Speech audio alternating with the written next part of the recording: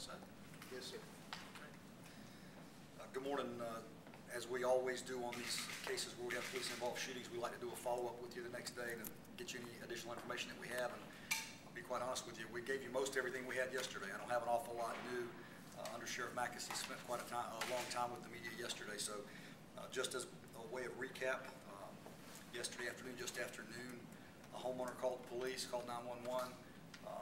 I listened to that tape. She said that her dogs were barking, really acting up. She really felt like there was a chance that the suspect we were looking for was on her property. It's a large property. It's about 40 acres. Part of it's wooded and part of it's not. There are several buildings on it. There's equipment. There's a lot of stuff there. As I talked about a couple of days ago, after we finished searching the area that we were searching, we broke that perimeter down. But I believe I mentioned to you that we were going to leave assets in the area and that we had a plan to continue doing what we were doing. So we had people there in the area that got there very quickly. As a result of that, they began to search that property. Several officers along with a K-9 officer. As they approached an area where it was back in the woods, but it was sort of cleared there, there was a boat on a trailer. I know that was a little confusing. We kept talking about the suspect being in a boat, but it was a boat that was sitting on a trailer backed into an area back there. The dog alerted on the boat that there was someone in that boat. As the officers approached the boat, the suspect, Scott Kilgore, raised up out of the boat. He was given several commands to show his hands. According to witness officers, there was even commands by one officer, to don't do it, don't do it. Three officers then opened fire. As we mentioned yesterday, Officer Stafford, the K-9 officer who was there with his dog at the back of the boat, probably the closest there, fired several shots with his issued Glock handgun. Officers Jared Reston and Chuck Pearson, who were both SWAT team members, both fired multiple times with their issued AR-15 rifles. So the suspect Kilgore was struck multiple times and he died there at the scene. I know you were getting information early just like we were.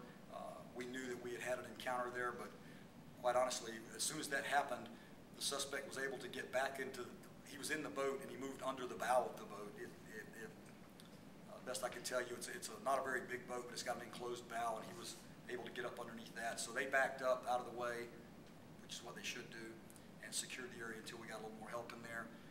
We did, we flew over with a helicopter to see if we could tell the condition, but we couldn't see him because of where he was, and there was debris in the boat.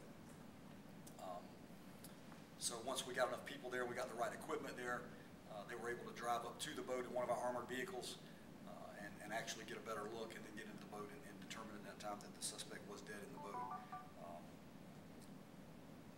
Then also we had to obviously make sure that this was the same person we were looking for, which we were pretty comfortable that it was at that time, and we got that out to you. So as you talked about, as we talked about with you yesterday, we've been out there for a few days here in Duval County. Clay County had been working for a long time, and so we were glad we were finally able to bring this to a close. And obviously we were not hoping to have to shoot the suspect, but he made that choice, not those officers out there on the scene. So while we're not really happy about exactly the way it ended, I'm happy that the community out there in that area now are not worried. I've talked to several citizens out there that told me that for the first time they're sleeping with a gun near them and those kinds of things. So people were concerned. This was an individual that had killed 2 people, shot 2 others, and most of those family members. So they were really concerned about what kind of a danger he might be. So with that, I think that's about all I've got. What I will tell you, what I didn't mention, normally we will show you pictures of any guns and all that we recovered. I will tell you that the suspect had a holster on with a pistol in that was loaded.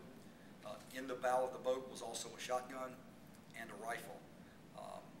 But because Clay County is still working their case and they're not quite done with it yet, they asked me to not release the pictures of those guns, and I think that's probably the right thing to do at this point until they wrap that up, and at some point I'm sure that'll be made available to you. But typically I give you that, and I don't have it today, but I will tell you that he did have the shotgun which was loaded, the rifle that was loaded, and he had a pistol and a holster on his side that was loaded. So if anybody has any questions, I can. Were those 3 officers, they were the first on the scene? Was there any other officers around, or? Well, there were more than 3 that were right there at the time. Now I don't remember exactly if there was 2 or 3 more with them. There were at least 2 more officers with them doing the search, but those 2 officers did not shoot.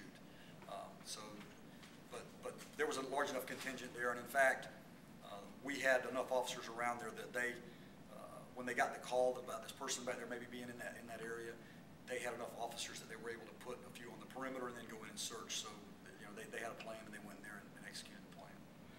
So the suspect did not fire any of his weapons at all? Doesn't appear so. They will review the weapons and all that, and you know, it's a pretty slow process, as you guys know, because you just have to stand around and wait on us to get it to you. But we start from way outside on the perimeter of the scene and we work our way in slowly. I'm pretty sure, unless something changed after I left, we didn't even move that boat last night. It stayed there. We just stayed on it, and then we went back out this morning to work that some more. So, you know, they're still working that. Did officers see Kilgore with a gun? I don't know exactly what they saw. I know what witness officers heard them say. We don't question the shooting officers right then on the spot. There are just a lot of reasons for that. Some that are just good reasons, and then there are some that are legal reasons. And so we do our investigation, particularly if we have witness officers that can fill us in and tell us what happened. We let that lead us to start with on that, and we work from there. But I will tell you that all early indications are that from multiple people was that he was given ample opportunity to surrender, and he chose not to do that. It doesn't, well, we don't know the whole story obviously right now, but it doesn't sound like he was necessarily threatening them for them to open fire, or can you comment on that, or what can be said about that? Well, what I'll say about that is that they saw him, so, you know, I saw him after the fact, and it was, to me, it was pretty obviously him. You know, we've all seen his picture a lot. You guys have helped out tremendously in having it on the news, and he's been out there. I saw the video of the robbery that he did. So they saw him. They knew who he was. This individual was a violent felon that had been fleeing from police. And, you know, we don't have to wait for somebody to shoot at us first. And I know a lot of times people maybe think that, or they'll ask, and you know, sometimes they do shoot at us first.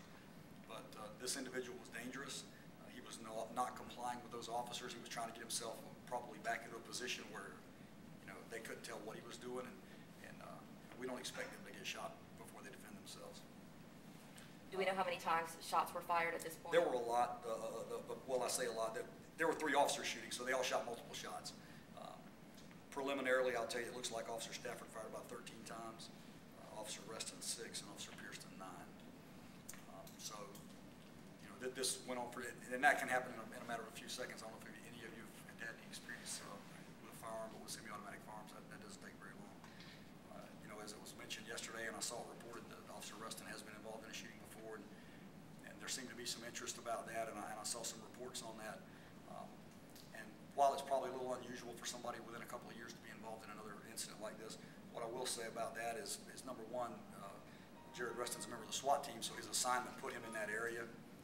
And the other thing that I'll say about it is that the citizens of this community are lucky to have an officer like Jared Reston, who, after going through what he went through a couple of years ago, he's right back out there helping protect that community and putting himself at risk again. So I think that's important. So, anything else? Do you know where how many times Kilgore was shot? Like no, I don't. I'll have to wait till the medical examiner's done an autopsy, and then sometimes they can't tell you exactly. So, but I don't know yet. Anything else? All right. All right. Thanks.